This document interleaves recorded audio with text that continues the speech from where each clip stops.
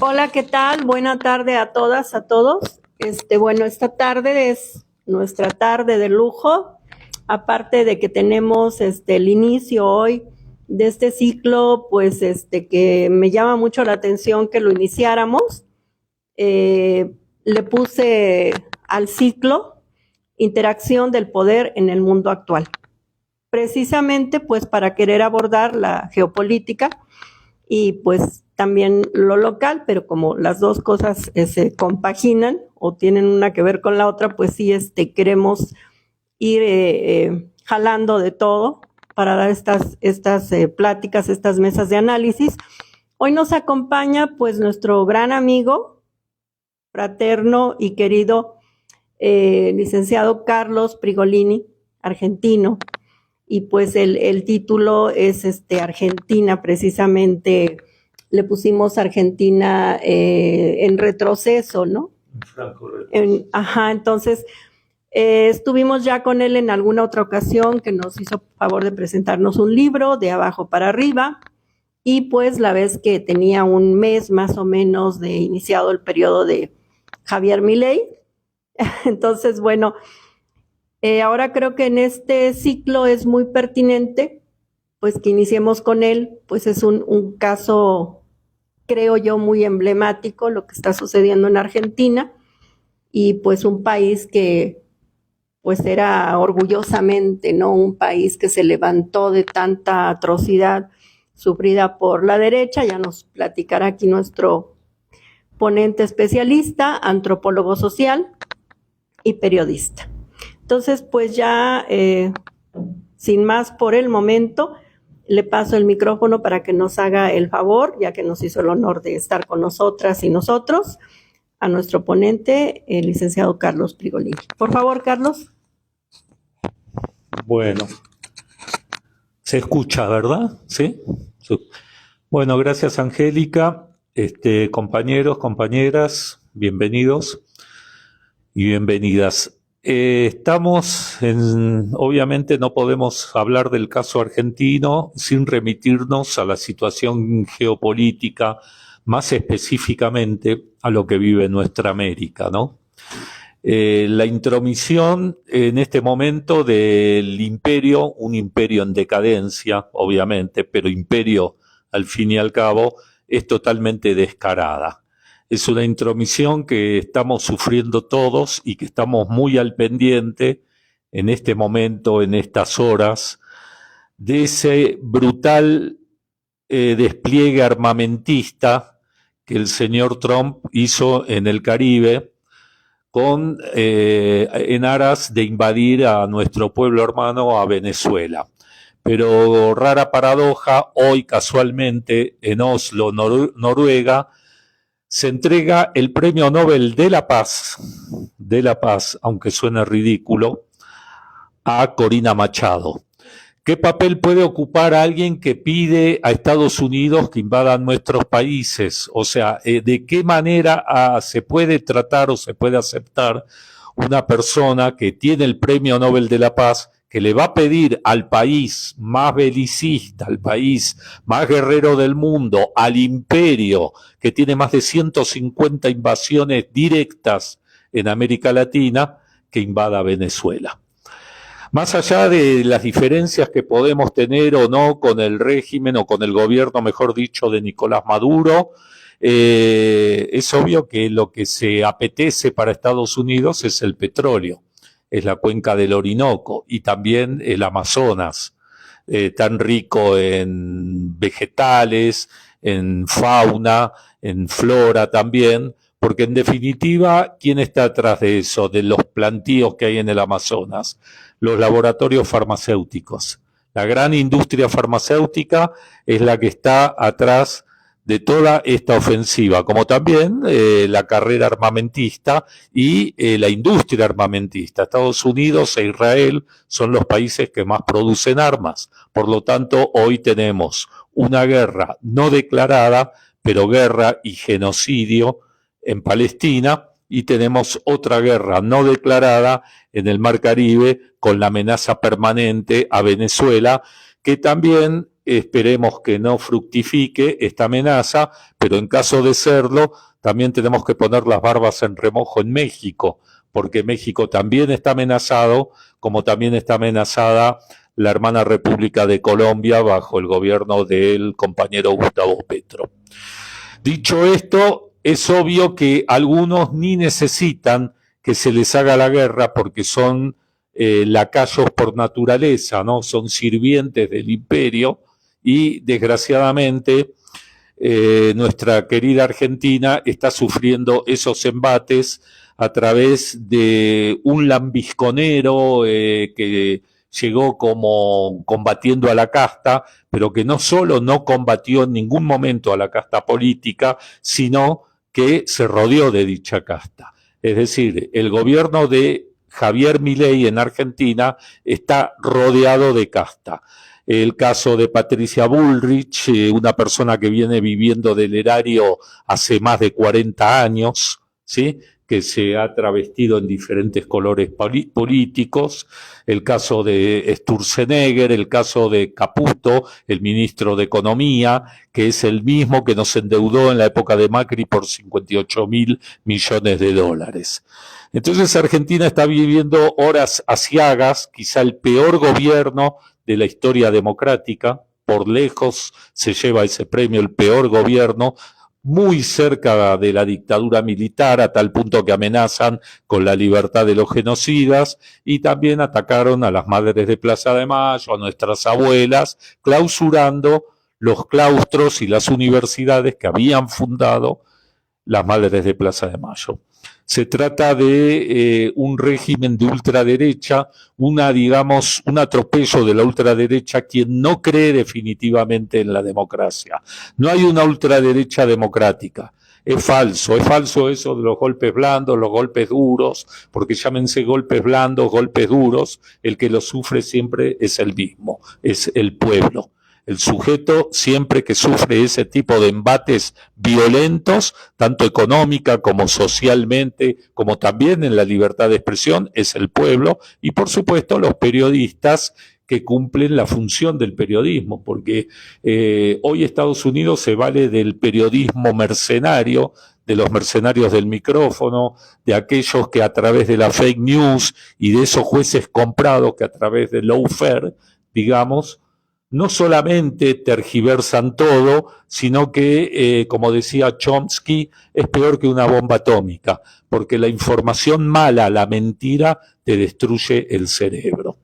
Es lo que está ocurriendo y de ahí se deriva el voto a este personaje que realmente no ofrece nada y que muchos advertimos antes de las elecciones, que no hay peor cosa que votar que por parte de un oprimido, del pueblo oprimido, a un opresor.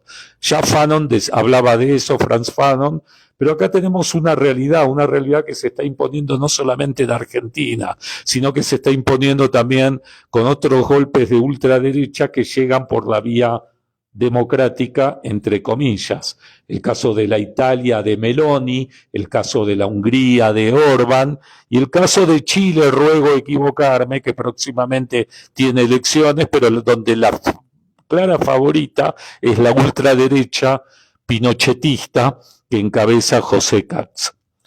Estamos ante una situación de zozobra donde los golpes militares, la invasión directa, ha sido reemplazada por las técnicas de fake news y de lawfare. Pero en definitiva estamos en una posdemocracia, porque no podemos decir que esto sea democracia. Que Milei haya ganado no le da ningún cheque en blanco, no le da ningún contrato para hacer lo que está haciendo, como quedarse, esto está debidamente comprobado, con un dinero que no le corresponde. Tal es el caso del escándalo del caso Libra, que se sigue investigando a través de denuncias internacionales, porque la justicia argentina mira para el costado, en el caso específico del caso Libra, como también miran al costado cuando se queda su hermana Karina Milei con el dinero de los jubilados o de los discapacitados, quienes se manifiestan todos los miércoles frente al Congreso Nacional y son brutalmente reprimidos por la ministra de Seguridad, Patricia Bullrich, hoy senadora. Pero sería un análisis incompleto si decimos que el fascismo llega por virtudes propias. El fascismo y la ultraderecha no llegan por virtudes propias, llegan por los errores de los nuestros, por los errores de aquellos que votamos. Atención 4T, atención Gobierno de México. Porque si la inercia y la actitud pusilánime ante los adversarios políticos, que en muchos casos no son adversarios, sino que son enemigos del pueblo, se transforma en una constante, como pasó en Argentina con el gobierno de Alberto Fernández, entonces la irrupción de la ultraderecha no viene por sí sola, sino viene por todo lo que se dejó de hacer.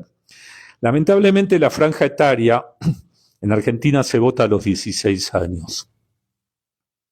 La franja etaria que va de los 16 a los 32 años, que no vivió el kirchnerismo, que no vivió los gobiernos de Néstor y Cristina Kirchner en la mayoría de los casos, cree que todos los políticos son iguales. Y no es esa la situación. No todos los políticos son iguales, pero sí definitivamente el camino que nos corresponde a quienes creemos en los gobiernos nacionales y populares o los gobiernos de izquierda, es el camino de la política, porque fracasó la lucha armada, porque fracasó la violencia y porque la gente, la sociedad, no quiere más violencia. Definitivamente estamos ante un panorama no solamente sombrío, porque muchas metodologías de lucha han sido eliminadas y han sido superadas de los años 70 a esta parte, sino porque además nuestras organizaciones llamadas de izquierda, otra vez entrecomillado, o los gobiernos progres, hace 6, 7 décadas que no gestionan escuelas de formación política, no gestionan cuadros políticos. Si nosotros tuviéramos cuadros políticos, por supuesto que otro gallo cantaría, porque no estaríamos en manos de improvisados, empresarios devenidos en políticos o aquellos que solamente les interesa el rango político para aprovecharse del erario, para cobrar el dinero del erario y no están sirviendo al pueblo, no son servidores del pueblo, somos nosotros los que a través de los impuestos les damos servicio a ellos, ¿no? Y les pagamos en definitiva. Es decir, que son funcionarios nuestros, son empleados nuestros, pero todo se hizo de manera que fuera al revés, porque no hay tampoco una conciencia política, sobre todo a nivel juvenil, me estoy refiriendo, esa franja etaria de 16 a 32 años, para que sepa combatir, para que sepa demandar y sepa qué se está demandando. Porque ese es el problema, ¿no? Que el pueblo no reacciona, ¿no? Pero el pueblo no sabe cómo reaccionar o no sabe por dónde reaccionar, porque no hay una vanguardia que canalice a ese pueblo y no hay una vanguardia que se encargue de la formación política, de formar cuadros políticos. Esos cuadros que teníamos en los años 70, que obviamente la dictadura militar no solo arrasó con ellos, sino que nos hizo perder 30.000 compañeros, de los cuales la mayoría eran señores cuadros políticos. Bueno, dicho esto, nos encontramos ante este panorama donde la posdemocracia, desgraciadamente, no es que no se escuche, no se hacen escuchar las voces que deberían escucharse, primero porque no nos dan espacio, no nos dan chance, porque la libertad de expresión es restringida, aunque digan lo contrario los periodistas alquilados, no hay tal libertad de expresión, y en segundo lugar, porque tampoco les conviene la verdad, ¿no? Estamos en la posverdad, estamos en la posdemocracia y estamos en una modernización tecnológica que algunos la venden como un gran menú de opciones, pero que en realidad no es un menú de opciones generalizados, sino que es para unos pocos. Si atendemos las redes sociales, los TikToks, los Twitters, los WhatsApp que han hecho por la campaña de Milei, supera por mucho a lo que ha hecho el peronismo. Pero el peronismo no se vio solamente superado en la batalla comunicacional. Esto es en la batalla, digamos, del día a día, en las redes sociales, etcétera. Se vio superado por su propia inercia. El gobierno de Alberto Fernández fue un paréntesis al gobierno de Macri. En realidad no fue el gobierno de Macri un paréntesis a lo que venía de los gobiernos progresistas. Fue el gobierno de Alberto Fernández que permitió que llegara este gobierno de ultraderecha de Milei, por todo lo que no se hizo, porque la deuda ilegítima que contrajo el hoy ministro de Economía, Luis Caputo, que fue el mismo ministro de Economía de Macri, de 58 mil millones de dólares, no fue investigada. Entonces, esa deuda, ¿quién la paga? La paga el pueblo, ¿sí? En lugar de que la paguen los privados, la paga el pueblo.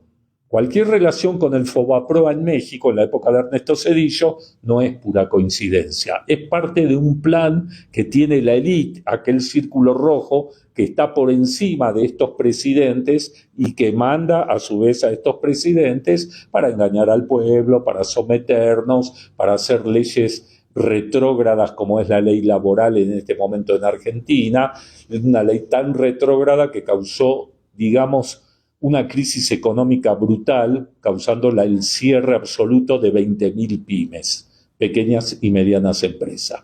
Ese cierre de 20.000 pymes causa el despido de aproximadamente 300, 400.000 trabajadores.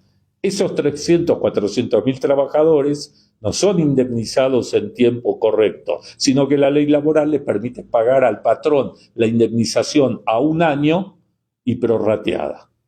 Es decir, todas son figuras a favor de la patronal y a favor del círculo rojo y de los más poderosos. No hay nada en favor de los más vulnerables y del pueblo. Esto es la ultraderecha. Bueno, con respecto a la situación de América Latina, yo creo que si ves el peligro venir, pon tus barbas a remojar, porque en definitiva esto no es una exclusividad de lo que está sucediendo en la coyuntura argentina. Esto se está replicando en otros países, lo vimos con Bolsonaro, ¿sí? En Brasil, lo hemos visto con Trump en Estados Unidos también. En este momento Estados Unidos está pasando por una crisis como nunca en su historia, con la cantidad de indigentes y de gente que está viviendo en la calle. Es decir, el 30-40% de los trabajadores está en condiciones insalubres y está casi a punto de ser despedido.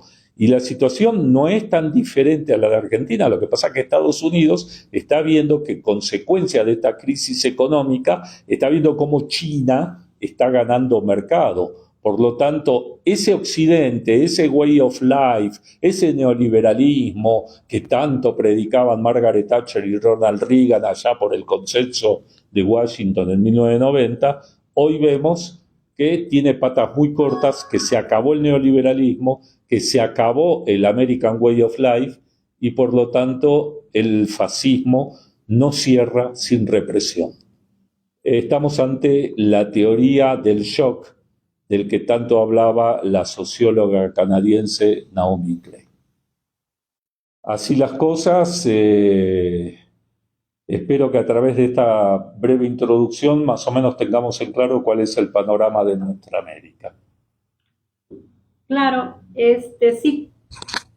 sí, Carlos, claro, bueno, nos das un recorrido muy extenso, muy concreto también, en breve tiempo, pues de diferentes países y pues gobiernos, tanto los de ultraderecha, ¿no? Ahí ahorita con también lo de Honduras, ¿no? Que también está ahí, ahora sí que en el ojo del huracán ahorita. Y yo te quería comentar, pues, aparte de que nos puedas hablar sobre este libro último que sacaste, tú que eres antropólogo social, que eres periodista, que pues estás ahorita inmerso en toda esta información y demás, se me vino a la cabeza, no sé si estoy equivocada y a lo mejor no sé si me pueda yo expresar bien. Creo que también radica mucho todo este remolino, ¿no? De confusión que aprovecha pues la derecha, que los trabajadores luego están en contra de los intelectuales que critican pues a los machuchones, como ese Obrador, ¿no? A los riquísimos, porque se asumen pues que son trabajadores y los intelectuales no están. Por ahí he oído comentarios, pues Carlos Marx nunca fue un obrero. Entonces, el trabajador así como que más obrero, más básico, pensaría yo, luego está en contra de la postura que toma el intelectual al criticar pues al rico, ¿no? Al empresario y demás, ¿no? Al opresor. Y además, también la clase trabajadora pues se asume como lo que no es, ¿no? Como que es parte de los ricos y los defiende. Lo hemos visto recientemente, por ejemplo, aunque fue un poco vergonzosa la famosa marcha esa de la generación Z, pues es gente no rica, pero que se deja llevar por estos argumentos falsos, como bien nos comentas aquí, totalmente, en el sentido de las falsas noticias de TikTok, etcétera, etcétera. Tengo por ahí una amiga que dice, Claudia Sheinbaum ya nos quitó nuestra propiedad, nuestra casa. Entonces, dicen muchos argumentos falsos, obviamente, y pues la gente de la clase trabajadora nos creemos, ¿verdad? Digo, yo no soy de esa marcha, pero pues quiero decir, se creen lo que les dicen, que son noticias falsas, como dices, las fake news. Y entonces esta confusión también, claro, como también nos comenta, sería propio una formación cívica y política para podernos aclarar el panorama, no dejarnos llevar por tantas falsas noticias y tantos argumentos que realmente luego tildan en lo estúpido, porque la gente confía en cualquier cosa que viene luego en el celular o en nuestros aparatos, que está obviamente con el auspicio de los ricos, todas estas, pues como TV Azteca, ¿no? Todas estas televisoras y demás convencionales que están movidos por ahí. Y bueno, ahí hay un ataque permanente totalmente de la derecha, internacional y nacional, moviendo a las masas, que no se despega del televisor o de las noticias ahora pues ya traes en el celular ahí las noticias falsas y los argumentos falsos. Y entonces, ¿estoy mal o esa confusión también la tenemos por falta de la formación política o la claridad, ¿no? De a qué clase pertenecemos, ¿no? O como dicen, ¿cuál es el verdadero enemigo? Entonces, sería ahí esa como pregunta y que nos hagas favor de también comentarnos sobre tu libro. Es cierto lo que mencionabas del caso Honduras, lo omití. El caso Honduras, por ejemplo, Mel Zelaya vuelve a cometer los mismos errores que había cometido la primera vez, o sea, a través de su esposa, de Xiomara Castro. Pero Mel Zelaya hizo nepotismo. O sea, metió parentela y media en su gobierno. Y el gobierno de Honduras forma parte de esos gobiernos progresistas a los cuales yo me refería.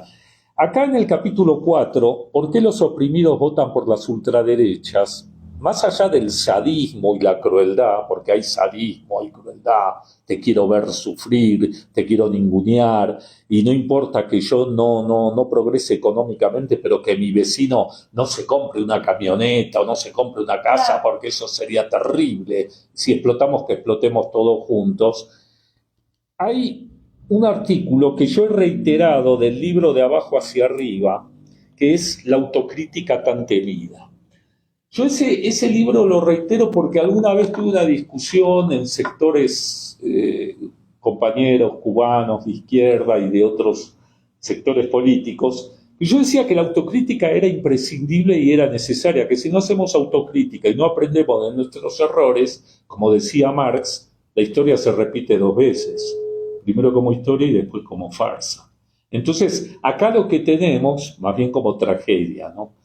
Acá lo que tenemos que ver es por qué no se hace autocrítica. ¿Cuál es la causa de que yo no te estoy pidiendo de que se vayan a inmolar al Zócalo, en el medio del Zócalo ahí con una guillotina, pero sí hacer una autocrítica que yo no he visto en este momento en los 7 años de la 4T, porque en definitiva La 4T es también heredera y acá me voy a ganar algunos enemigos gratuitos, ya lo sé, pero es también heredera del famoso PRD y del viejo PRI, claro, porque son costumbres que se repiten. Entonces, si en el PRD teníamos un órgano de difusión que se tiraba masivamente, pero que no llegaba a los lectores, yo ya entendí por qué, y fue bastante lamentable entender eso, porque yo escribí en el periódico del Sol Azteca durante 3 años, es porque en definitiva no había interés, porque la gente no trabajaba con las bases. Claro. Y si tú no trabajas con las bases, el trabajador se siente totalmente aislado. Y esa es la causa por la cual no hay formación política. Sí. Y si no hay formación política, todo tiene que ver con todo.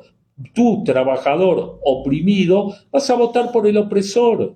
¿Por qué? Porque le resultaba más simpático Milei o porque Milei era disruptivo. Claro. Entonces, o como tu amiga que te dice que Claudia le va a sacar la casa. Mentira, Claudia no te va a sacar nada, como López Obrador tampoco te quitó nada, al contrario, te agregaron.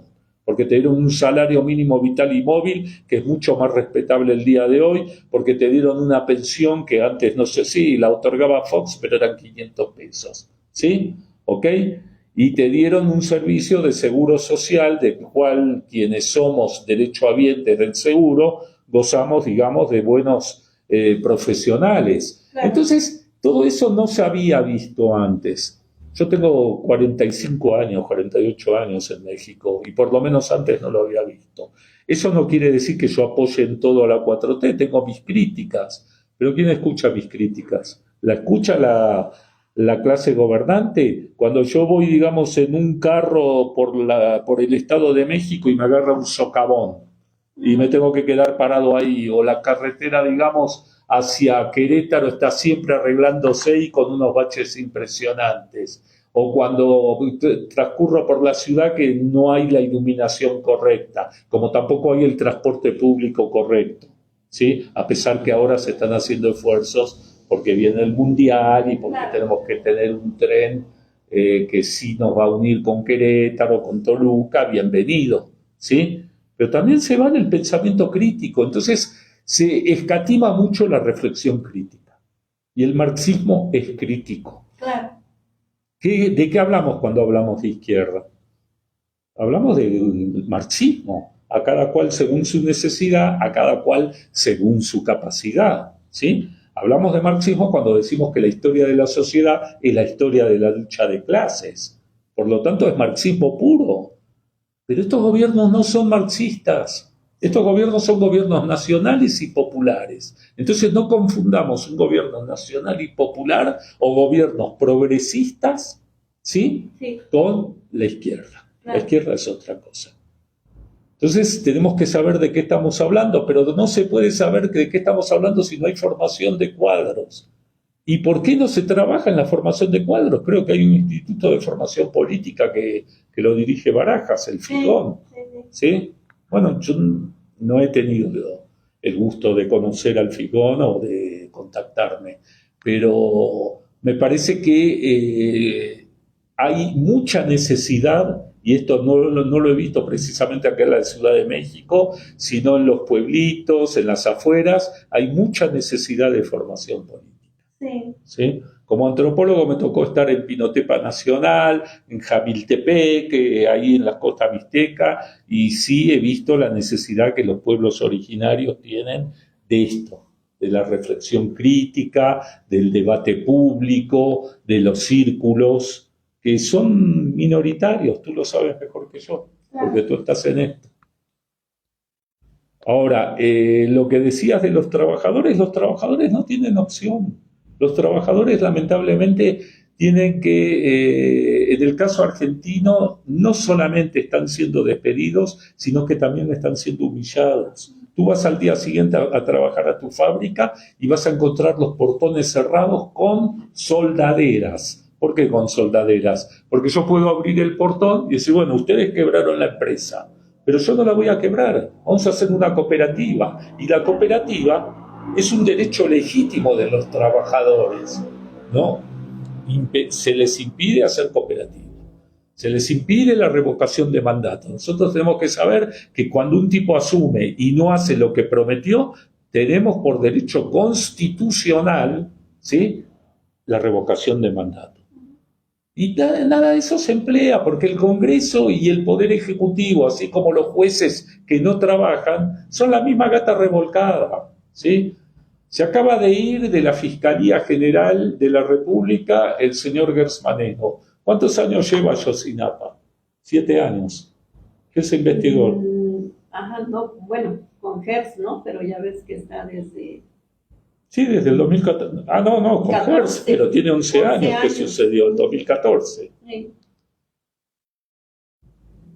Entonces, así hay muchos casos, las madres buscadoras, pero también tenemos que rescatar la actitud de los movimientos sociales, tanto en México, claro, como en Argentina, como en otras partes, porque los tiempos de los movimientos sociales son mucho más rápidos y efectivos que los tiempos de los partidos políticos, porque los partidos políticos defienden intereses, ¿sí? Y entonces se acabó la etapa de los progres, se acabó la etapa de los progresistas, o sea, nosotros tenemos que ver por gobierno de izquierda, y si tenemos un buen gobierno, al cual yo personalmente voté y sigo apoyando, que a través de una presidenta que brincos diéramos en Argentina de tenerla, ¿sí?, que se profundicen las medidas, que se profundicen las medidas. No es la baja de los homicidios, la cual comparto, ¿sí? No es solamente que hayamos sacado 14 millones de pobres, lo cual por supuesto que voy a compartir y apoyar.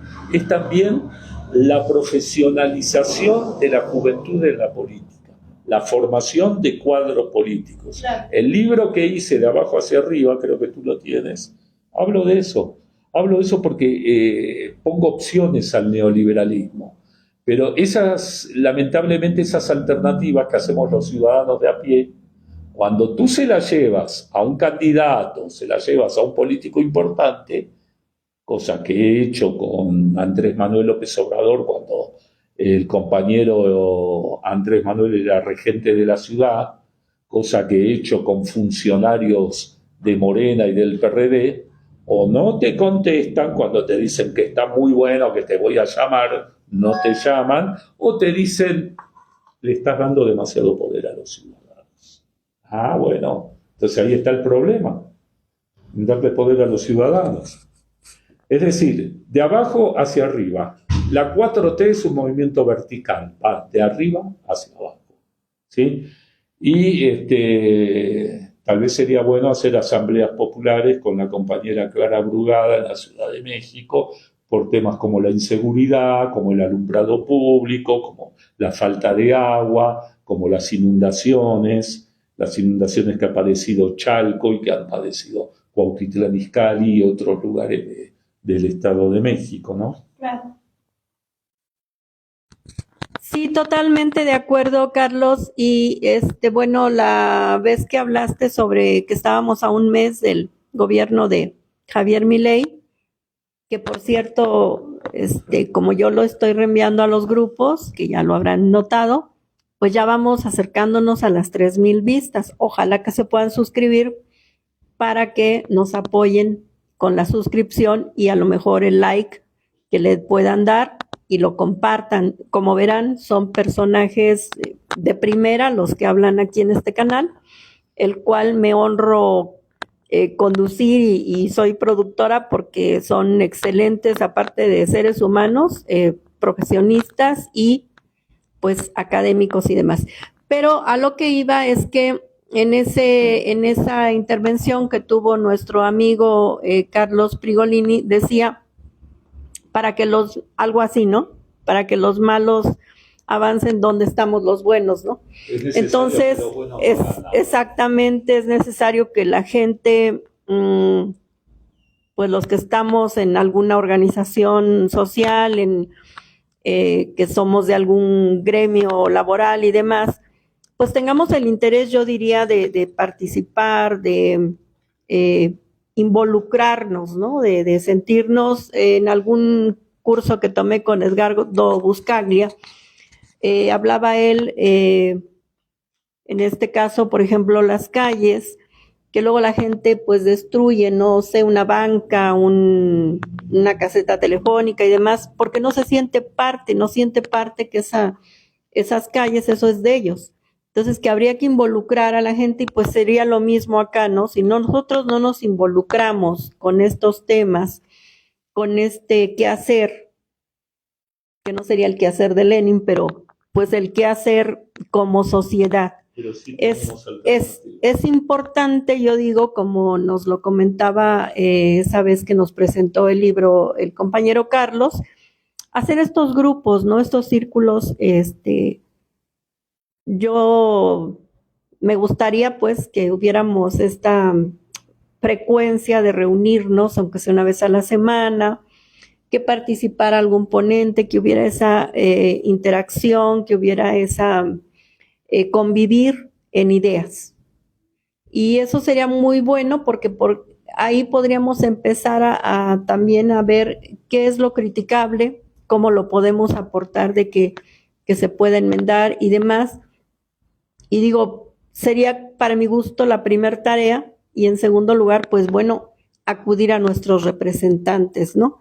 Para que haya esa vinculación de qué quiere el pueblo, porque yo pienso que de arriba, como decía Andrés Manuel López Obrador, se barren las escaleras de arriba hacia abajo, pues sí, ellos toman decisiones, esto está bien, esto está mal, pero en realidad también el pueblo, que es el que sufre aquí abajo todas las situaciones sociales que tienen que ver con las políticas públicas, pues tenemos derecho a proponer, a decir, bueno, mira, nos gustaría esto así asado, porque somos los que vivimos en carne propia, pues las afecciones que se ven desde arriba, desde los curules, desde los puestos de gobierno. Y bueno, el que haya un poco luego la cercanía, como en las visitas del anterior presidente, Andrés Manuel, a provincia y ahora la presidenta, no es suficiente, creo, porque tenemos pues tienen ellos que compartir las ideas de la gente, del pueblo, de a pie, para ver también dónde nos duele, ¿no? Y nosotros, pues la tarea primaria, pues es reunirnos, ¿no? Hacer un esfuerzo por concientizarnos, por escuchar a este tipo de gente como Carlos Prigolini, que nos hace favor de abrirnos por ahí, pues esos caminos de luz para entender qué hacemos y qué no hacemos. Pues, ¿qué más nos puedes comentar, por favor, Carlos? A ver, cuando yo digo de abajo hacia arriba, quizá que sea un término un poquito abstracto eso. Para concretarlo no es tan difícil. A mí me tocó ir a Cuba en varias oportunidades.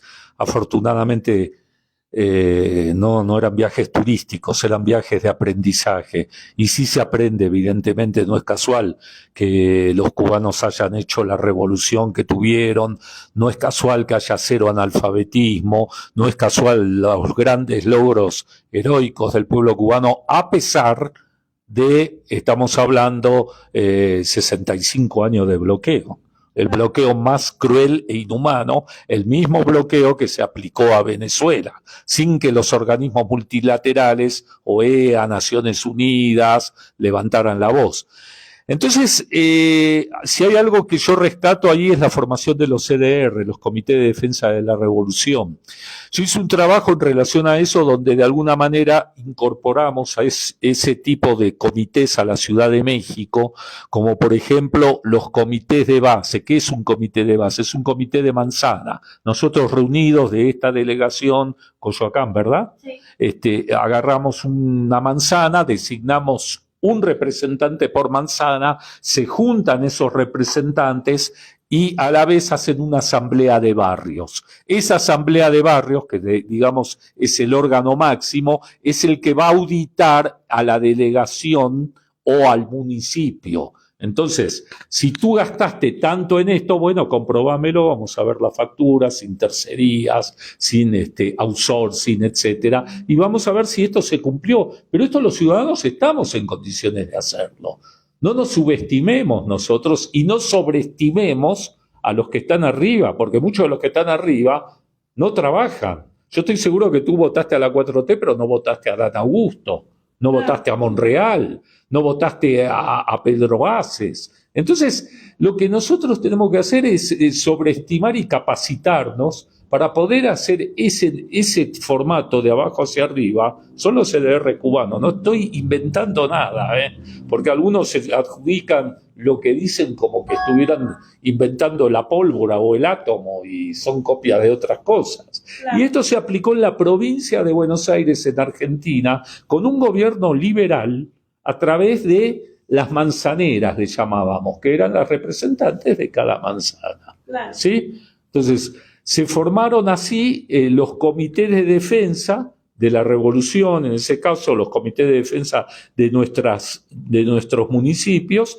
y a través de la asamblea de barrios elegíamos representantes para auditar a la delegación o al municipio y a expresar las necesidades de cada uno, las necesidades de agua, porque podés hacer 20 manifestaciones por el agua y cortar calzada de Tlalpan, o cortar los peajes, las casetas todos los días, pero si no te escuchan, ¿qué pasa? Entonces acá hay un problema. La Constitución dice el pueblo no gobierna si no es a través de sus representantes. Vamos a hacer una reforma constitucional. A través de sus representantes, no. Nosotros somos nuestros representantes. Claro. Nosotros nos representamos. Pero para eso hay que concientizar. El Che Guevara decía, es más difícil concientizar a un pueblo que distribuir la riqueza. Sí. Y creo que tenía autoridad moral bastante suficiente como para expresar lo que decía. Y me parece a mí que la gente muchas veces se enarbola en liderazgos mesiánicos, porque es más cómodo, ¿no? Porque en definitiva, este me representa. No, este no te representa, este te está mintiendo, te está estafando, ¿sí? El caso de Milei. Entonces, ¿cómo puede ser que un rockerito frustrado, que además también fue futbolista frustrado, gane la presidencia y diga soy especialista en la economía, claro, con o sin dinero? Mentira, ajá, tienes todo el dinero del mundo, sí, te has llevado dinero que uno no sabe de dónde procede, ¿sí? Tenías una propiedad, ahora tienes 20 y tus funcionarios están todos enriquecidos, incluyendo dinero del narco. ¿Sí? Porque ese dinero del narco llegó a algunos diputados, de los cuales uno, José Luis Esper, hoy está excluido en su lista, que era candidato a la gobernatura de la provincia de Buenos Aires. Cuando hablo de la provincia de Buenos Aires, estoy hablando del distrito más importante de la Argentina, que tiene 17 millones de habitantes, que es prácticamente el 40% de la población. Y ahí tenemos, afortunadamente, un buen compañero economista, que es Axel Kicillof. Vamos a ver qué pasa. No creo que esto dure mucho tiempo, creo que en cualquier momento puede estallar, pero esperemos que sea para bien de nuestros pueblos. Porque la sangre derramada no tiene que ser negociada, jamás. Claro. Sí, ojalá que esto tenga un buen fin, porque pues desgraciadamente, por ejemplo, Trump también utiliza la presidencia para enriquecerse más, en estar él manejando las altas y bajas de la bolsa. Las últimas elecciones en Argentina. Ajá. Si yo no los apoyo, se mueren de hambre. Así es. Y el dinero prometido nunca llegó.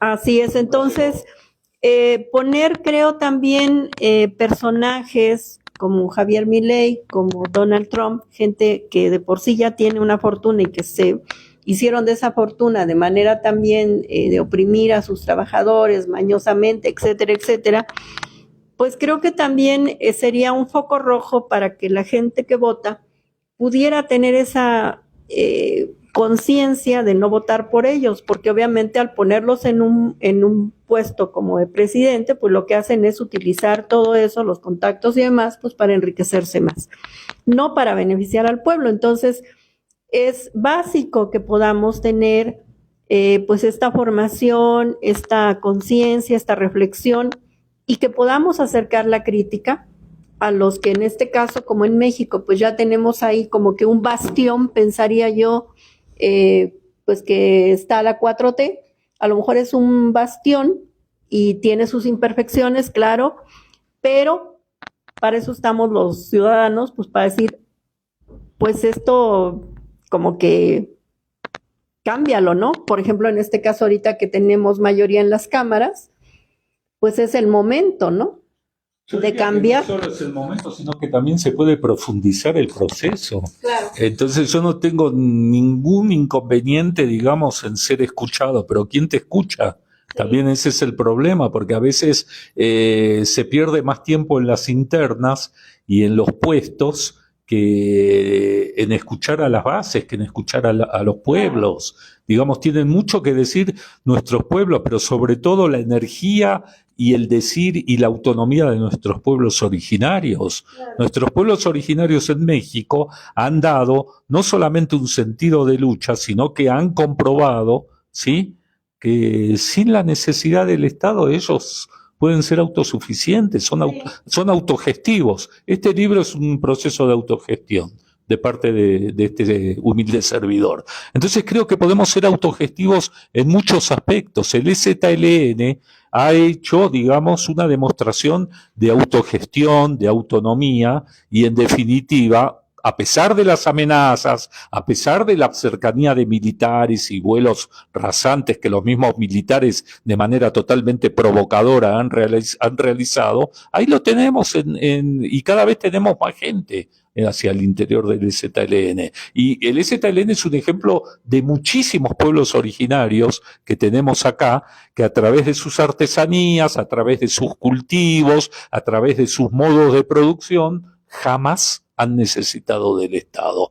Esto es la demostración que qué pasa si nosotros los ciudadanos urbanos imitamos a nuestros pueblos originarios, que tienen más de 500 años de sapiencia en ese aspecto, o más. Sí.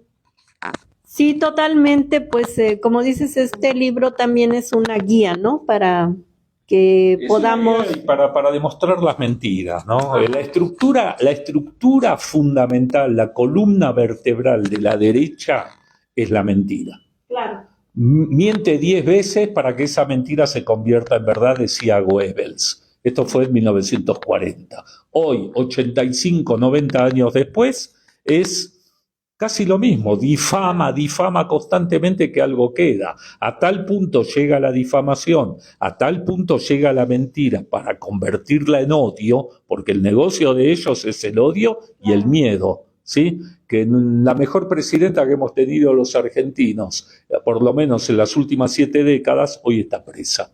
Caso de Cristina Fernández de Kirchner. Sí, totalmente. Bueno, hemos visto también que a lo mejor no extendernos mucho ahorita, pero si gustas comentar, esta efervescencia de la izquierda o de la democracia, como pasó en Argentina, como pasó en Ecuador, ahorita pues actualmente acá está en México, pasó en Bolivia. En Bolivia y se cae, ¿no? Y se cae precisamente, pues, diferencias y yo pensaría también intereses, ¿no? Intereses personales o grupales que tienen que ver con lo económico. Yo siento que hubo una inercia de parte del gobierno de Arce, ¿no? Así como fue muy pusilánime Alberto Fernández en Argentina, sucedió lo mismo con Arce. Yo creo que tú conociste al embajador Jorge Mansilla cuando estaba acá. Encantador. Bueno, Jorgito Mansilla, he hablado mucho con él del poder popular, un extraordinario amigo que se nos fue, ¿sí? Igual que el compañero cubano Ángel Guerra. Sí. Pero hablábamos de poder popular, hablábamos de profundizar las medidas y Evo lo que quería era eso, porque en definitiva Evo pone a Arce al mando.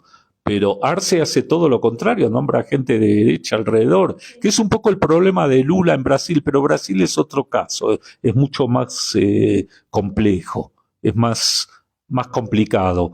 Pero el caso de Bolivia es una diferencia interna al interior del MAS, que es lo que termina con el MAS después de 25 años casi, ¿sí? Después de aquella famosa guerra del agua, en la cual el cocalero Evo Morales se hizo conocer y después fue presidente de la nación, y su periodo de gobierno, no es casual, fue el mejor periodo de gobierno a nivel económico y social que tuvo la hermana nación boliviana. Nada es casual. Sí, pues aquel querido Jorge Ruiz, Mancilla, que me decía o le decían el ruiseñor, que escribía en La Jornada y demás, estuvo ahí conmigo en el auditorio de la Cuauhtémoc, ¿te acuerdas? Participó y encantador, pues él también me platicó muchas anécdotas de Evo Morales y demás. Pues gente así como él, muy valiosa, muy querida, y nos deja ahí la enseñanza, ¿no? El recuerdo de, pues, la congruencia, pensaría yo, en su vivir, en sus gestiones, y eso es maravilloso poder, pues, conocer a gente de ese estilo, y qué pena, ¿no? Con gente que, pues, nefasta, ¿no? Que luego hasta están siendo, pues, como dicen, le das poder a alguien y creo es a un tonto, y se vuelve loco, ¿no? Entonces, qué pena que luego se les da poder. Como ejemplo se me ocurre Lili Telles, entró por Morena y bueno, después ya es un grano en el trasero la pobre mujer. Y cómo salirla encima también. Ajá, entonces ese es el problema, ¿no? De por qué tenemos que tener esa conciencia, de por qué tenemos que tener esa formación, para no cuando nos dicen vota por todos, porque sí es muy clásico ahorita en la 4T y desde el 2015, ¿no? Voten por todos. No, hay que ser selectivos porque luego tenemos problemas como el de Lili Telles y muchísimos más que luego, como dices, ya no se les puede sacar, pero en lo que es dimes y diretes, pues hacen un buen daño, ¿no? En este caso al pueblo. O la Sandra Cuevas, que bueno, esa no es de Morena, pero también vaya. Y pues la actual también que está... Sandra Rojo de la Vega, que nos quita las estatuas del Che y de Fidel, ahí en la colonia tabacalera donde ellos se conocieron. Sí. Entonces, ¿por qué no hay una orden del Ejecutivo para restablecer inmediatamente esas estatuas? Claro. ¿Sí? Sí. Que además es una falta de respeto total y pasa por sobre el Ejecutivo. Entonces yo creo que acá hay algo que tenemos que entender. No podemos ser tan institucionales, tan políticamente correctos con aquellos que no son institucionales y que tampoco son políticamente correctos, porque cuando tienen que hacer lo que se les pega la gana, lo hacen, ¿sí? Si el señor Salinas Pliego no quiere pagar impuestos, bueno, yo quiero saber qué le pasa a un ciudadano común cuando no paga impuestos. Entonces, obviamente te embargan, puedes perder tu casa, etcétera, pero yo lo que siento es que de parte de nuestros gobiernos no hay, digamos, una relación directa y proporcional con la oposición. La oposición puede ir, boicotearte, pararte las calles, hacer un caos la Ciudad de México, o puede ir al Congreso y mentar madres. Pero tú tienes que seguir siendo políticamente correcto ante eso. Entonces es ahí donde empiezo a discutir realmente si nuestros representantes verdaderamente nos representan. Claro. Valga la redundancia. Porque me da la sensación que estamos en un círculo vicioso. Veo lo mismo acá que vi en Argentina con el gobierno de Alberto Fernández, el cual yo anticipé que no iba a tocar ni con el pétalo de una rosa a Mauricio Macri, a pesar de sus estafas, a pesar de haber vuelto con el Fondo Monetario Internacional y de tener un préstamo innecesario que nos hizo pagar a todos los argentinos por generaciones y hoy mucho más endeudado por este personaje de ultraderecha. ¿Sí? La ultraderecha es internacional y viene acá y hace sus reuniones con Verástegui, con Salinas Pliego, con Xóchitl Gálvez, con Vox de España, pero eso no es libertad. Eso no es libertad, eso es libertinaje. Claro. No confundamos, compañeros. Sí. Bueno. Pues bueno, yo pienso que la dejamos aquí. De todas maneras, les hago la invitación. Les recuerdo mi nombre, Angélica La Cruz, que se suscriban a este canal SIC Tertulias. Y pues el próximo lunes 15, les comento, este es el ciclo que da inicio hoy. Le pusimos interacción del poder en el mundo actual. Y hoy está con nosotros Carlos Prigolini, y el lunes 15 estará el doctor Gilberto López y Rivas. Me dijo que va a hablar sobre la colonización de los pueblos. Hacemos una cordial invitación por si tiene oportunidad de participar también con el doctor Gilberto López y Rivas, nuestro compañero y amigo Carlos Prigolini, que también es antropólogo como López y Rivas. Y si es así, bueno, pues tendremos una rica plática el lunes a las 11 de la mañana. Le dejo el micrófono para que podamos cortar con lo que él nos diga, y yo me voy para allá para cortarle. Gracias a todas, a todos. Pues sobre todo gracias también a nuestro ponente Carlos Prigolini. Por favor, Carlos. Sí, nomás este libro lo pueden conseguir en Amazon o, si gustan, en librería Utópicas, aquí en la calle de Carrillo Puerto, en Coyoacán también. Es un libro que no solamente habla de la farsa del libre mercado, sino que un poco amplía en contexto lo que hemos hablado en esta hora aquí para todos. Vale la pena leerlo, y les mando un saludo a todo el auditorio, aclarando, como decía el Che, qué lindo y qué hermoso sería que nuestros pueblos se unan y hagan lo que tienen que hacer por una América libre y soberana. Buenas tardes a todos. Gracias. Pues ya quedó. Gracias, Carlos. ¿Otro café? No. Voy a salir electrocutado.